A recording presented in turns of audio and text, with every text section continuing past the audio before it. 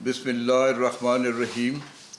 ناظرین، گزشتہ روز مولانا ظفر علی خان ٹرسٹ کے زیر اہتمام ملک کے نامور سکالر، دانشور، انجینئر ڈاکٹر جاوید یونس اوپل صاحب کا جو خطاب تھا، وہ مولانا ظفر علی خان نے جو قرآن حکیم کی ایک آیت کا منظوم ترجمہ کیا ہے کہ خدا نے آج تک اس قوم کی حالت نہیں بدلی، نہ ہو جس کو خیال آپ اپنی حالت کے بدلنے کا. وقت کی یہ آذان ہے اور ہم نے یہ خیال کیا کہ ہم کیوں نہ کندھے مقرر کے طور پر اپنے یوٹیوب چینل کے لیے ڈاکٹر انجینئر جاوید یونس اوپل صاحب سے جو ہے ان کا کے خیالات عالیہ جو ہے ہم دوبارہ جو اپنے ناظرین کے سماعتوں کی نظر کریں. مولانا ظفر علی خان اپنی ذات میں ایک تحریک تھے، انجمن تھے، ادارہ تھے، اور حقیقت یہ ہے کہ مولانا ظفر علی خان ٹرسٹ جو ہے اس میں بے شمار کام ہو رہا ہے اور ہم خراج تحسین پیش کرتے ہیں ان کو بھی. تو سارے سلسلے میں بہت سارے احباب جو ہیں آپ کو دوبارہ سننا چاہتے ہیں، تو آپ کو میں دل کی اتھاہ گہرائیوں سے ایک تو خوش آمدید کہتا ہوں. دوسرا سر، آپ اسی حوالے سے، کیونکہ یہ آیت جو ہے یہ پچھلے دنوں میں سمجھتا ہوں کہ 22 کروڑ عوام کے دلوں میں اگر یہ آرزو پیدا ہو جائے کہ یہ ہم نے اس نظام کو تبدیل کرنا ہے، تو یہ نظام جو ہے وہ اللہ تعالیٰ کہتے ہیں کہ نظام آپ نے تبدیل نہیں کرنا ہے، میں نے تبدیل کرنا ہے.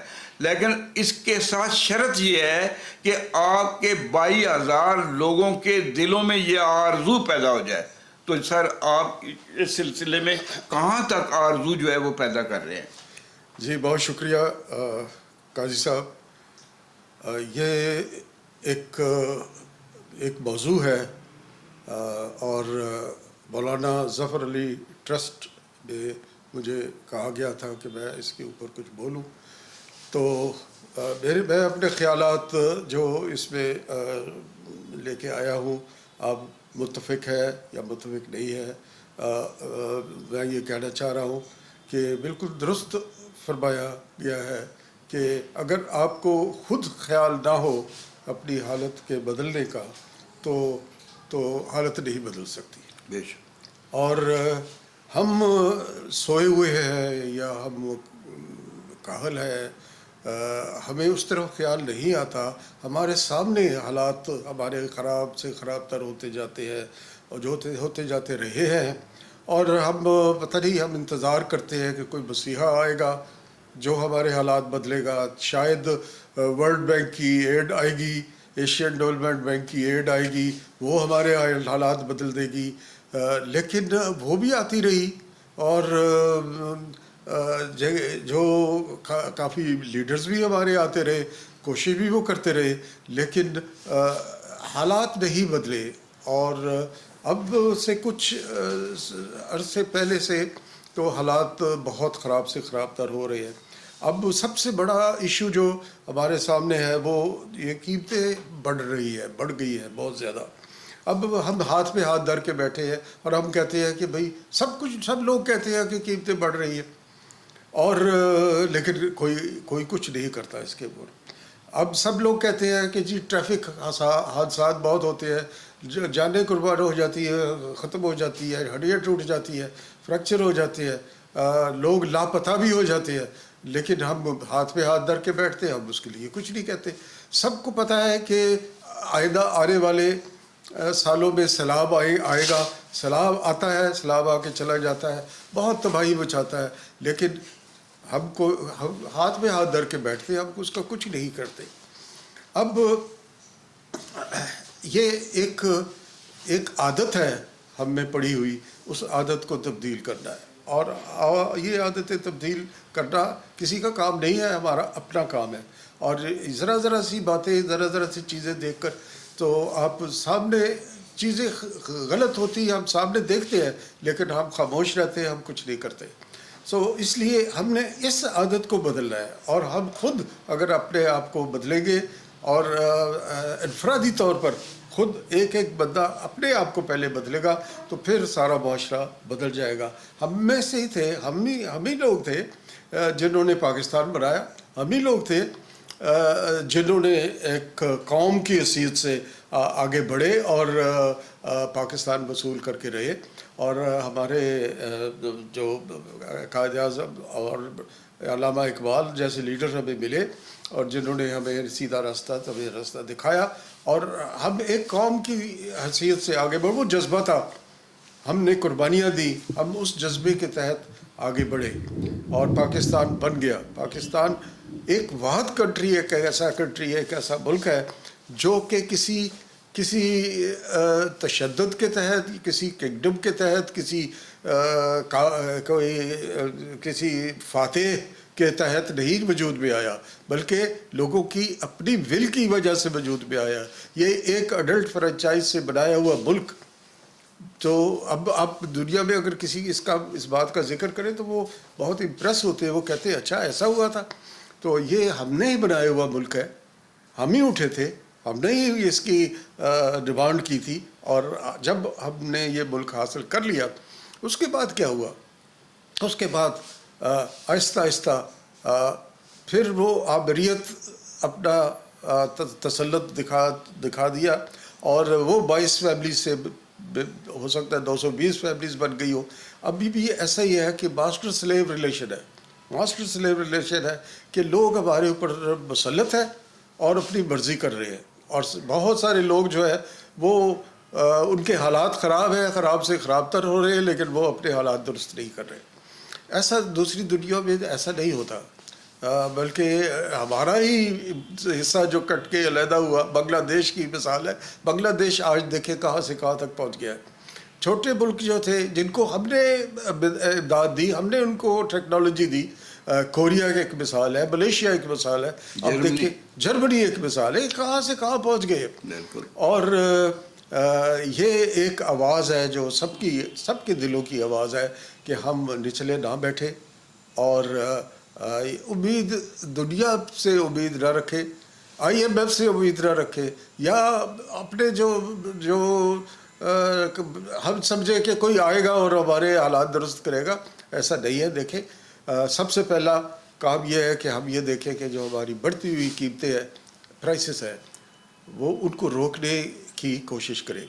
پھر یہ کہ جو ہمارا ایسا طبقہ جو ہے کہ ورک فورس ہے, 60% آبادی جو ہے وہ ہم نے ان کو بھلا دیا ہے, ابینڈن کر دیا ہے, اور وہ 60% جو ہے وہ ہماری ورک فورس ہے.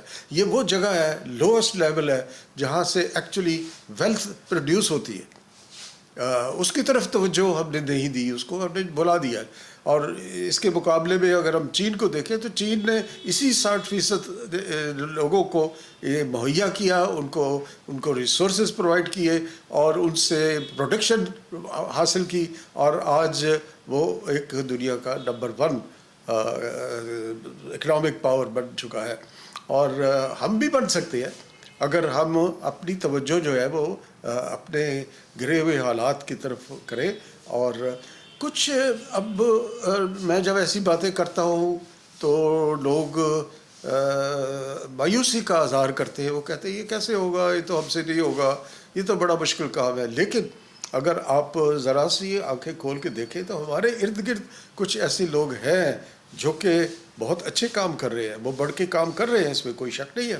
ابھی ایک مثال میں آپ کو دیتا ہوں, مثلا سیالکوٹ ایک ایکسپورٹ اورینٹڈ شہر ہے, اور ان کو تنگی محسوس ہو رہی تھی کہ ان کی ایکسپورٹ جو تھی پہلے لاہور جاتی تھی, لاہور سے کراچی جاتی تھی, پھر ان کے لیے بڑا مشکل تھا ان کا جو ٹرانسپورٹ ہے.